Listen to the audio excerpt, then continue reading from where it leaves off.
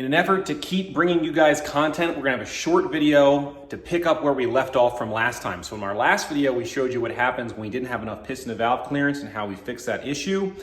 This video is gonna focus on the installation of the Flowtech cylinder heads, and I'm gonna show you how to lash your valves. This is something that if you've never done before can seem a bit daunting, but I'm gonna break it down step by step. We're gonna show you installing the heads, everything you need to do, and then we're gonna do another video after that to get us caught up to where we are now. The car runs right now, but I got a ton of stuff here on the table that's gonna be going on to kind of tune this thing, and that's gonna be in some future videos. So after this, we're gonna have another video on a couple little other issues I ran into. We're gonna have a great video on exhaust. We're gonna compare the stock manifolds to the Patriot headers that I bought. Then we'll have the first start video, and then we'll have the video for all of this stuff, hopefully getting this thing one step closer to the dyno. Let's dive into the content. All right, let's get those nice new cylinder heads on. So something to point out, if you're doing this with a Ford, you do want to make sure you put on thread sealer on your head bolts. We used ARP head bolts here. We used thread sealer on them because they do go into the water jacket. Another thing is when you buy heads, a lot of times they don't come with the rocker arm studs torqued down yet. You want to go ahead and torque those to the spec. I think in this case it was 45 foot-pounds. Another thing you want to do is make sure that your guide plates beneath your rocker arm studs align your push rods correctly so nothing is kind of like putting a weird stress on the tips of the valve. So I went ahead, you don't really see that, but I did go ahead and kind of make sure everything was lined up perfectly. Once you've done all of that stuff, and then you're kind of ready to go ahead and lash everything. So let's talk about lashing. Okay, I'm gonna show you how to adjust the valves here. Now, just to give you an idea where we're at, we did already figure out the push rod length. We do have the guide plates aligned, meaning when I set my rocker arm down, it's not gonna sit weird on the valve stem tip. These are all Loctited down. All the rocker arm studs are Loctited down. They're torqued to 45 foot-pounds. At this point, couple things to note. This has been moved over to an HO motor, so we gotta follow the HO firing order, which is 137-26548.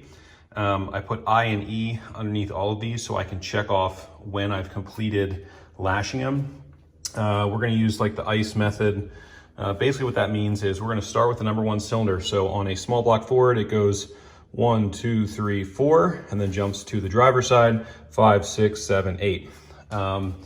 We are going to do the intakes first. And the way that you do that, starting on the number one, so we're at number one cylinder, which is this guy. We are at TDC on the compression stroke.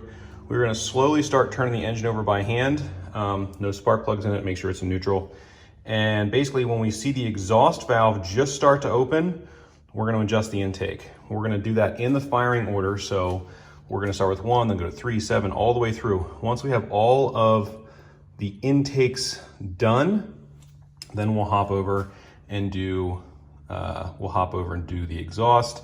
The exhaust is a little bit different. You want to wait until the intake valve goes full open and then starts to come back down. And as it's coming back down, then you adjust the exhaust.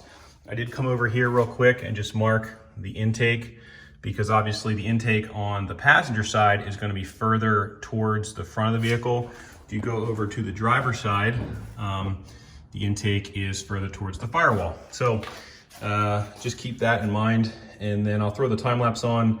I am gonna just go ahead and probably throw all of the lifters in there, but just super loose. And you'll watch me come back and lash them here in a second. One bit of advice here. I went ahead and used some assembly lube on any of the metal to metal surfaces that are gonna be mating for the first time when we fire this thing up. Probably not a terrible idea. Another little bit of advice, don't have somebody here talking in your ear or trying to watch a video or something at the same time. You really want to focus when you do this. The worst thing can happen is you skip one by accident or you mean to adjust an intake and you adjust an exhaust or vice versa. So really take your time here, otherwise it's not too hard. Once that is all done, you will see me get ready to plop on this nice Victor Jr. single plane intake. Honestly, probably too much intake for this setup, but hey, it looks so cool and you love that plop when you set it down on there for the first time. So now that that is all good and we've got the intake manifold and everything on, I know we're not quite where it is right now, but again, we'll get there in the next video. We're gonna talk about the valve covers, some things you should know if you're going from your original stamped steel rockers to like just a normal full roller aluminum rocker. With poly locks, they sit up taller. So we'll talk about that in the next video, some things to watch out for. And then we'll dive into the headers a little bit too. And I'll have a separate video for that where we really dive into sort of the differences in stock cast manifolds versus mid-length headers to help you guys make the best decision for you. But that will be in the next video. If you've liked this so far, just understand this isn't a singular thing. I've got a whole playlist on this 64 comments. So do me a favor, go ahead and subscribe so you can get that notification when a new video comes out. And I do plan to have a lot more videos coming out much quicker than I have in the past. So hit that subscribe. We'll try and get you another video here in a couple days once I edit that footage, and then pretty soon we'll be all caught up and you know exactly where we are with everything and what issues we're running into. I'm not gonna give it all away just yet. You'll have to watch on the next video of Truck and Roll. See you guys.